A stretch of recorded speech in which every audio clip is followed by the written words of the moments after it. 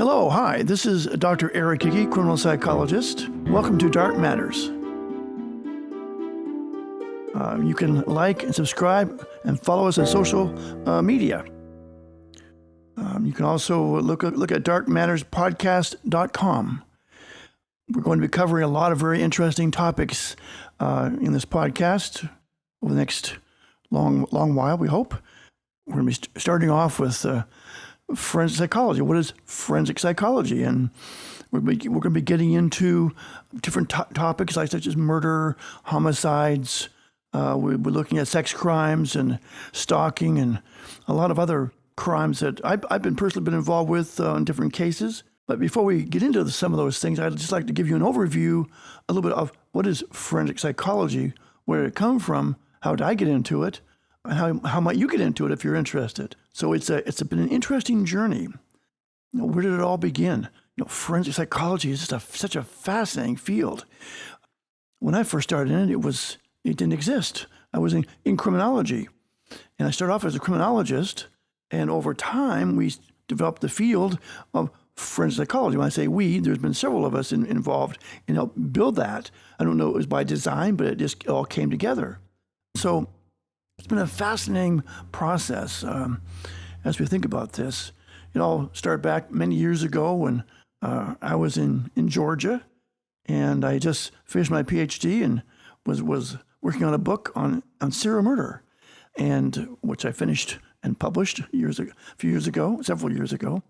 And one of my colleagues up in Canada, Elliot Layton, he was writing a book called Hunting Humans. And I remember getting a copy of that book when it first came out, and I was pretty excited. I said, I want to do a book like that. I want to delve into it. He was an anthropologist, and so he looked at serial killers and mass murders combined. He didn't differentiate the two. Wrote a really good book on that called Hunting Humans. And then another colleague, Bob Ressler from the FBI. Bob was an old Army guy, a colonel, and when he retired, he joined the FBI, and he was a prima donna. I loved Bob Ressler, and he really got into collecting some data on serial murder. And there were others in the field, and we'll talk about them as we go along as well. But it was fascinating how we would bump into each other at national meetings and so on, and we started putting things together. Most people think about forensic psychology as criminal profiling. Well, that's something that is one thing that we do. Okay, and I'll talk about different types of criminal profiling as we go along. But within our field, there's other areas also. We've expanded it so much. For example, there's threat assessment and risk management, which is huge in our field. Now, to be in our field, of course, you would want to have a PhD. The PhD opens all doors for you, and it's about networking. It's about meeting people and networking and understanding boundaries, right? It's important to understand boundaries in our field. For example, you cannot walk into a prison when you're a needy person, because the inmates pick up on that very quickly, and they can take advantage of you. Also, you have to understand it's important to be able to talk to people, to be able to relate to people, be a good listener, have some critical thinking skills. All these things are really important as you develop your expertise in the area of forensic psychology. Now, I call myself a criminal psychologist because I'm not licensed. I don't do licensing work. I'm a behavioral analyst. That's what I do. I can be called a forensic psychologist. It's just that this way it clears it up right off the bat that I don't do any kind of therapy, diagnostic treatment. I don't do those types of things. They're important, and we do have these types of professionals in our field, of course. But as in my area of work, I am that behavioral analyst. So I do a lot of consulting work. I work on defense cases, prosecution cases, civil cases. So it's been an interesting journey that way. And I've met a lot of people working on defense and prosecution sides, being an expert witness in court. I do a lot of public speaking. I've read a lot of books. I've done dozens and dozens of documentaries, television documentaries. And I've been very blessed in my work to be able to delve into areas that other people haven't looked at yet. And so my areas of specific interest are homicide, sex crimes, criminal paraphilia specifically, and then we'll get into all this later on in our discussions. stalking, anything where there's a lot of darkness, I tend to do that. That's why we call it dark matters, because we're shining a light onto the darkness to see if we can learn more. And there is so much more to learn. There really is. So in my field, and I've done consulting work with the FBI, I've worked on task forces, I've done cold case review team work, but my job is not to solve crimes. That's not what we're here for. Our job is to help other people help law enforcement see things differently, think differently about a case. So when this crime is solved, they get the credit, we get the paycheck. I really like it that way. It works out really, really well. We don't try to pretend that we know more than law enforcement. We have different lanes that we work in, but our lane can help their lane, and vice versa. So we work together, and making a good report with law enforcement is so very important, because they work hard. They're out there in the field, always working hard, trying to solve cases. And, DNA has really helped a great deal. But along comes the criminal psychology as developed as a field, and we also can help them. So it's a great field to get into. So how did I get into this? I got into it many, many years ago when I was in high school. What do you want to do if you ever grow up? And I said, I want to be a criminal psychologist. No, I just want to be a psychologist. Yeah, because we didn't have the psychology component to it at that point. And I'm from Canada originally, and I was going to join the Royal Canadian Mounted Police and become a police officer and be an investigator. But as time went on, of course, I had a chance, as I working on my PhD, to work in a state hospital for the criminally insane. And that was fantastic. I worked with a lot of rapists and child molesters and pedophiles, different types of killers. And, that really kind of sealed it for me. That I'm going in the right direction, because I want to understand human behavior. I want to be able to understand what makes them tick, but also how to do preventions, interventions. How can we reduce this? So it's been that kind of journey has been fascinating for me ever since. And so I eventually, when I finished my PhD, I went on to Georgia, started my career in Georgia. And that summer, I was involved with the Wayne Williams case. And that was the Atlanta child killing case. And that really got me fascinated by serial murder. I just knew at that point that I had to keep going in this direction. So I started doing research on serial killers, and I started sending out letters to different people, killers around the country. And eventually I started interviewing people around the country, different serial killers. After having gone around the country to different prisons, interviewing different serial killers, I put together a book. It's called Serial Murders and Their Victims. It's now in the 7th edition. So you can find my book, Serial Murders and Their Victims, on a number of sites, including Goodread and Amazon. You go to there. There's different places to carry it. It's not difficult to find a book. If you want to get a used copy, you can always go to eBay. Amazon also has used copies. I have some older books that I've published in other areas. I published a large encyclopedia. It's a good encyclopedia, but it's very old. So you don't want to buy that. Just because it's expensive doesn't make it a good book. Okay. So don't I say waste your money. It's just that it's very old. But if you're interested in more current material, Serial Murders and Their Victims, 7th edition with Cengage Publishers. I also did a book on necrophilia, which is very dark. Also a relatively new book. It's been out, I think, 2018. And it delves into a very, very dark area of criminal paraphilia. And we'll get into all that later on. But just so you can see, I love my work. And I end up doing books about the things that I'm fascinated about the most, because I want to understand what makes people do what they do. So this is going to be a journey for all of you. If you join me, we'll be covering a lot of my cases I've covered. I've been personally involved with people in prison, people outside prison who were offenders. We'll be having some victims on the show. We'll also have some offenders who will come on anonymously, different types of offenders, some serial arsonists, bank robbers, different types of child predators, all kinds of interesting people that I have worked with over the years, and they trust me to know that when they come on my show, that it'll be confidential. No one's going to know who they are. And of course, I'll have a lot of different experts coming on the show to talk about their work and what they're doing, their books that they're publishing in this field. It's going to be a very interesting journey. So don't forget to like and subscribe and follow us on social media. Don't forget, darkmatterspodcast.com is a good way to find us. And as you look, if you want to Google me, you can see Dr. Eric Hickey. You can see some of the books I've published over time. You can look at ChatGPT on the internet, kind of give you an overview of what I've done in my field. There are some really wonderful people in this field, and we will have most of them on the show. That's the plan. So, getting back to the origins of forensic psychology, I was thinking about this the other day. Forensic psychology is an aggregate of knowledge and tools that we use in studying criminals and crime and victims, all of it, and victim-offender relationships. And we've been developing it all these years. And the more research we do, the better we get at it. In the beginning, profiling was just junk. It was just junk. But over the years, there's been more and more work done, more research done, and it became junk science. And then more years went into it, and more research. And now there's science there. There's solid science. So now we see people like in the FBI, when they first started, way back when they first developed the behavioral science unit, they didn't have a lot of training. They did a lot of guesswork. They're good investigators, but they were lacking the tools, okay? They had associate's degrees, sometimes bachelor's degrees.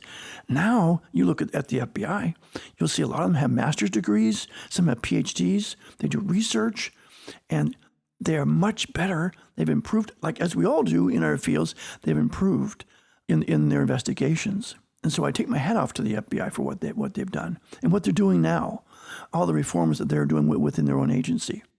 It's fantastic to be able to work with law enforcement. I worked with them. I've worked with local police departments and state police departments, state police on different cases. So when you think about this, the whole field has started to expand, and we started looking at criminal profiling. We started looking at different types of profiling, and we called it criminal profiling. But when you look at that, there's also victim profiling. There's also different types, like there's geographic profiling. One of my friends in the field, Kim Rossmo, he developed this field along with David Cantor in England, and others who worked on this area of geographic profiling. Like, for example, Dr. Rossmo, he had a case, and by the way, he was the one that actually solved the Picton murder case in Canada. 64 prostitutes were killed, and he was the one that solved that case because of a program that he developed. So later on, he was involved with, there were 3 rape victims, and they all kind of had the same kind of victimology because of that. And we knew that type of victimology. There were certain types of offenders that looked for that type of victimology. He was able to predict mathematically on a computer not only the area of the city that guy would be living in, but also the street and the house number, and he was correct. Now that's science. That's real science. We can't do that all the time, but we're getting better at this. And geographic profiling is one way that we're doing this. Of course, we have DNA profiling, and that has really helped us tremendously.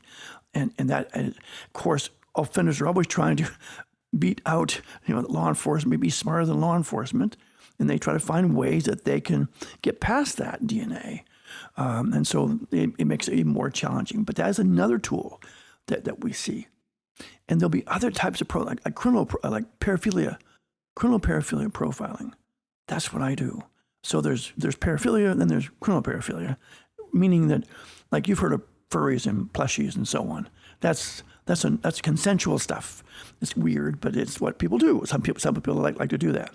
I look at the criminal paraphilia where there's not consent given, and that's where I come in, because I'm interested in like voyeurism, exhibitionism, frauderism, those different types of paraphilia. And so we'll be getting into much of that later on. Fascinating stuff, absolutely fascinating. It's been an interesting journey that's found a different pathways. When I was working at the state hospital, it was built back in the 1800s. Now, I wasn't there when they built it, but I was there when they tore it down in 1981. And this was one of those Victorian types of hospitals. It had these 2 large wings, three or 4 stories, I think 3 stories high. And they'd taken the wings off the hospital. And these walls are 3 foot thick, amazing. And there's been a lot of really dangerous people, like mentally ill people, some just truly mentally ill, some very dangerous mentally ill people, and some psychopathic individuals who've been housed in those facilities. And so all the patients had been moved out, and there was just the main building left, and they're getting ready to tear it down. And they turned off all the electricity, and everything had been pretty much gutted out of the building. But on the fourth floor, on the left-hand turret, there was a room, there was a door to that turret that had not been opened. The lock on it was rusted. And no one had been in that room for 40 years. And I was just curious, because that's what I am. I'm a bit of a critical thinker, and I think that's really important to be a critical thinker. We'll talk about that in a minute. Critical thinking. I was curious. I was inquisitive. What's in that room? And so one night, knowing they're going to tear it down in a couple of weeks and no one's in the building anymore, and there's no electricity, I went over to that building one night at midnight. And I went up to that room on the fourth floor of that turret, and I broke the door in. Oh my gosh, what I found in there, it was like, it just blew me away. There in the corner was what we call a Utica crib. Utica crib. Those cribs, prior to 1950, there were no medications to subdue patients when they were acting out. And so they put them in these cribs that they make, kind of like a bed, but with bars on the side and a big board on top with hinges on it. That way they could turn their heads, but they couldn't roll over. All they could do was just turn their head sideways and look out. And sometimes they'd leave a patient in there, maybe, they might leave them in there for 2 or 3 days until they calm down. Well, if you were claustrophobic, you were toast. It was horrible. Well, that had been put up in that room. Once they started having medications to calm patients down, they just put it away. And of course, we call it the Utica crib because it was first developed in Utica, New York.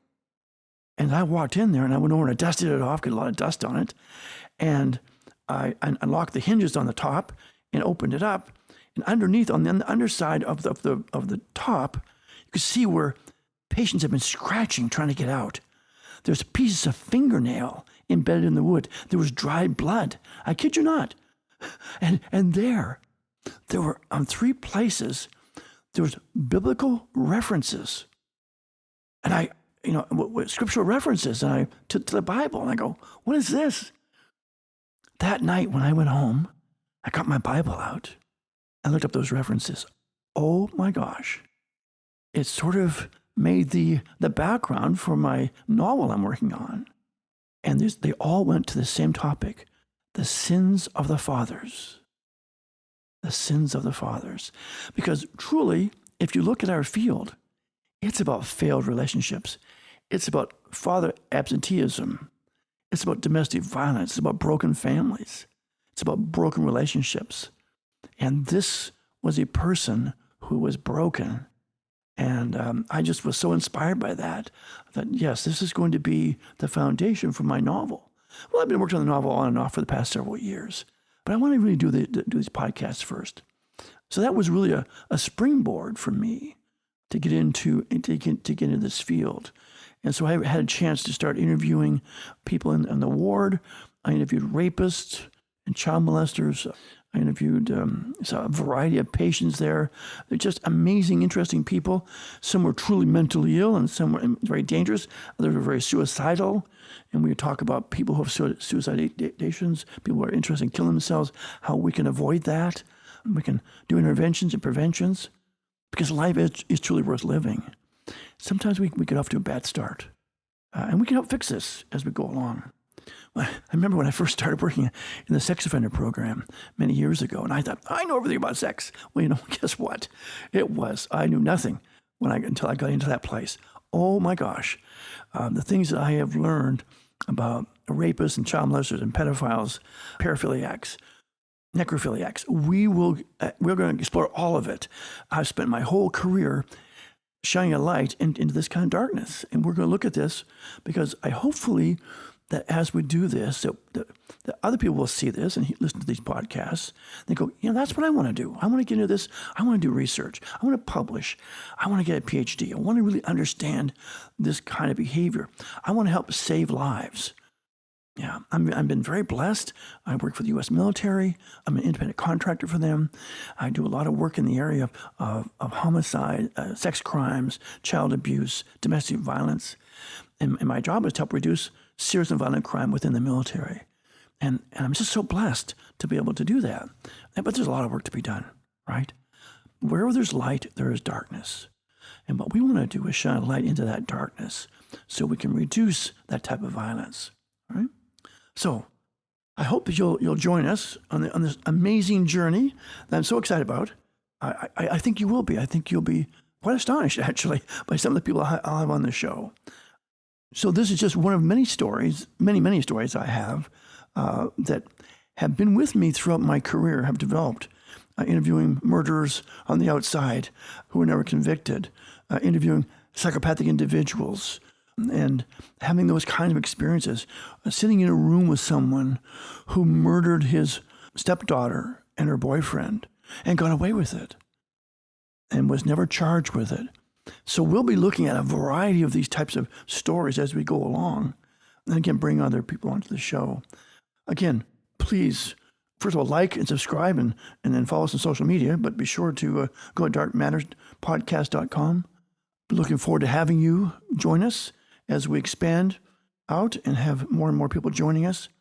Perhaps there'll be a come a time when we'll be able to have questions of me, and we can have those opportunities to answer questions as well. But again, thank you for being here.